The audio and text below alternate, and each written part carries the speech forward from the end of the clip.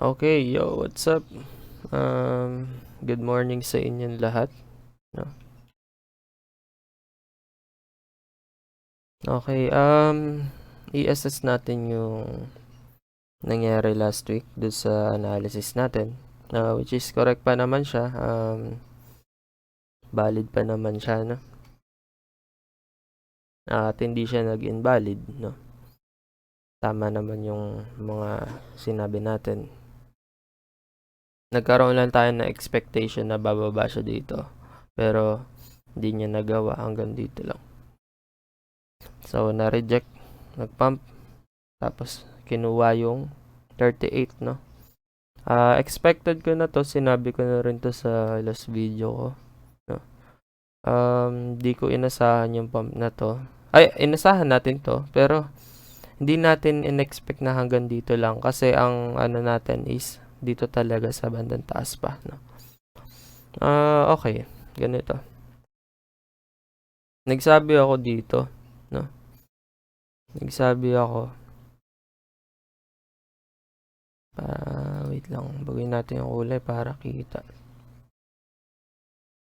Okay, yan. Previous weekly high. Ito yung current week.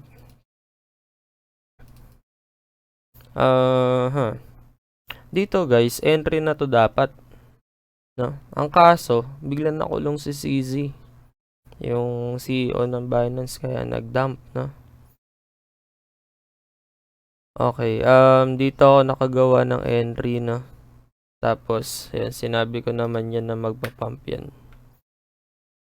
Tapos, sinabi ko rin dito na once na mag-stay yan dito,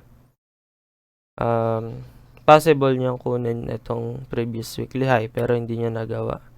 Nag-dump siya, no? Ayan. Ayun, yung previous video natin, nandito pa lang yung price ni BTC. Ang sabi ko,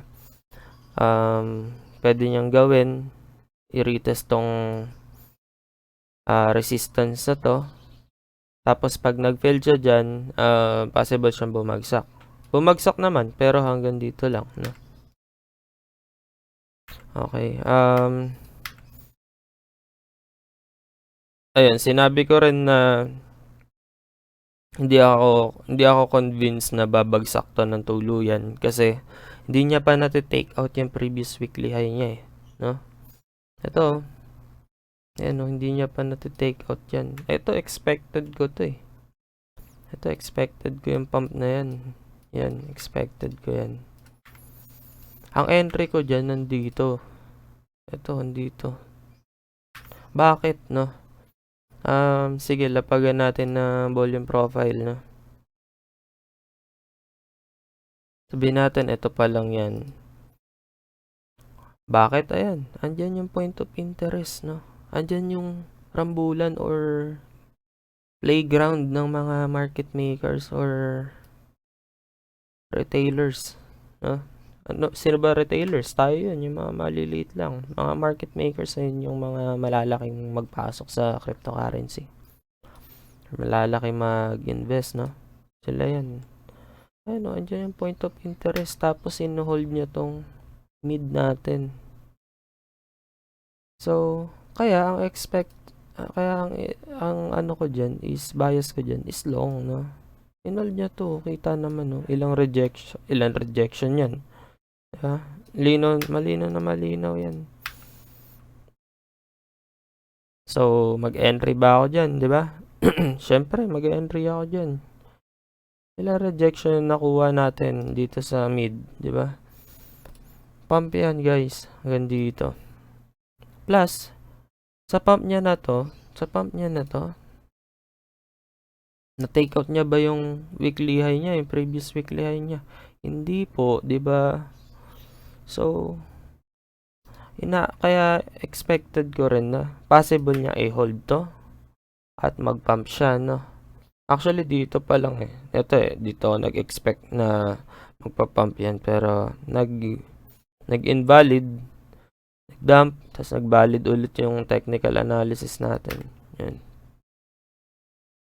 Ayan o, in-expect ko to. Yan. Ngayon, sinabi ko sa video ko na pag nag-pump yan, karoon na acceptance above this previous weekly high, doon tayo makakita ng mga 40k, no? 40k si BTC.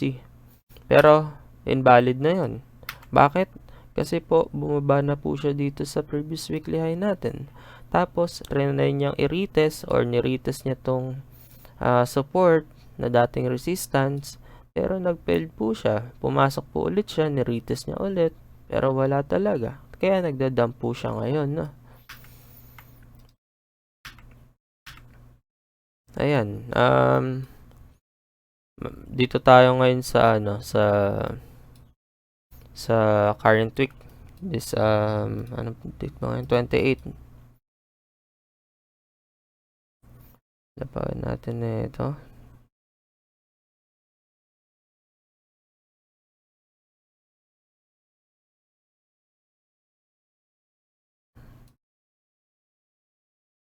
Okay, ayan, no? Ito yung current week.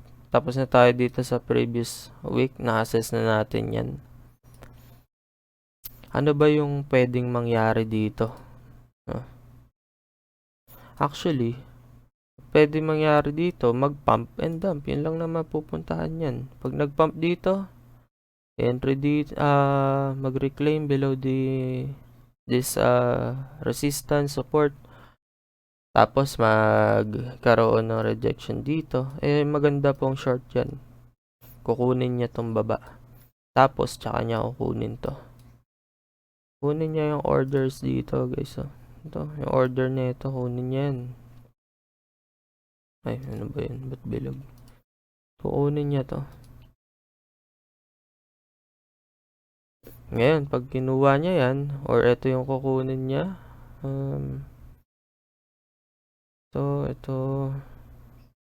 ito, kunin niya to. So, paano ba entry dyan, no?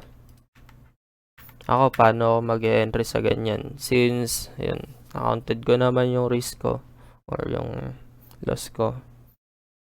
Paano ako mag-entry dyan? Pag nag-dump yan, hanggang dito, tapos na-reject na netong ano na to, tapos makakita ako ng pump, tapos makita ako ng rejection dito, tapos i-retest ulit yan. Entry po ako dyan. Dito sa part na to. Okay.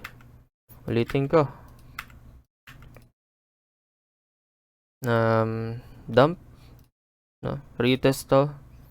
Itong support natin na to. Tapos pump. Retest yung resistance. Rejection. Tapos pagka nag-hold siya dito sa lane na to, dito sa support na to, possible nating makita siyang ganito. Dump ulit, tapos retest niya ulit yan, tapos tutuloy yan up to here. Here. Yan. Hanggang dyan. Tapos, ang gagawin niya dyan, kukunin niya yung orders dito. Kukunin niya ulit yung orders na yan. Ihigitan niya pa yan, no? Tataasan niya pa. Tapos, tsaka siya magdadump ng sobra. Ayan yung isang scenario natin. Or kung hindi niya mahigitan to or rejection agad dito sa previous weekly high natin, possible nga siya mag-dump ulit at abutin niya tong pinakababa pa. Ito, tong spot na to. Ayan, tapos ito.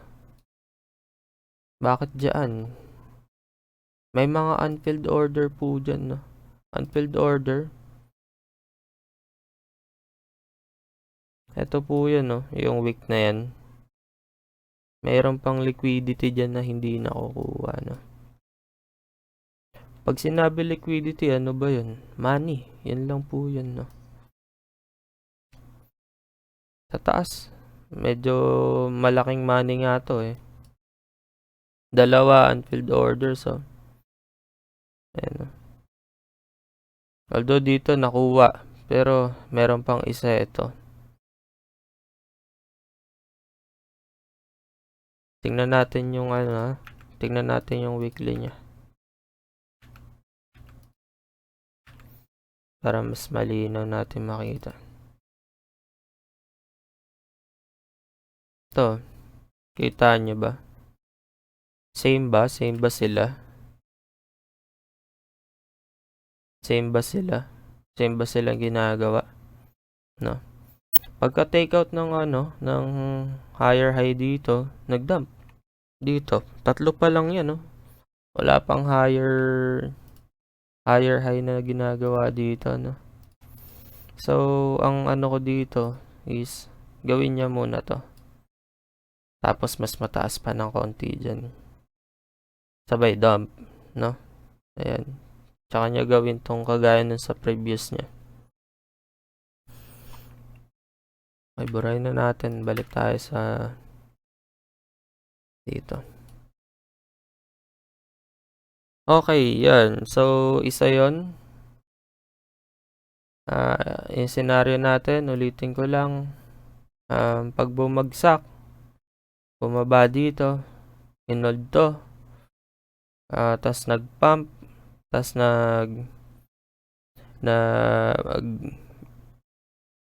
rejection, tapos nag-pump ulit. Entry po ako dyan. Kasi sa second attempt, possible niya nang kunin to. Guys, market maker ang gagawa niyan dito sa baba, no? Market maker ka, tapos aasa ka bang magtatalo ka? Papatalo ka sa mga retailers? Asahan mo ba na papayag ka ba na market maker ka tapos i-dump lang yung money mo dyan? No, syempre, no?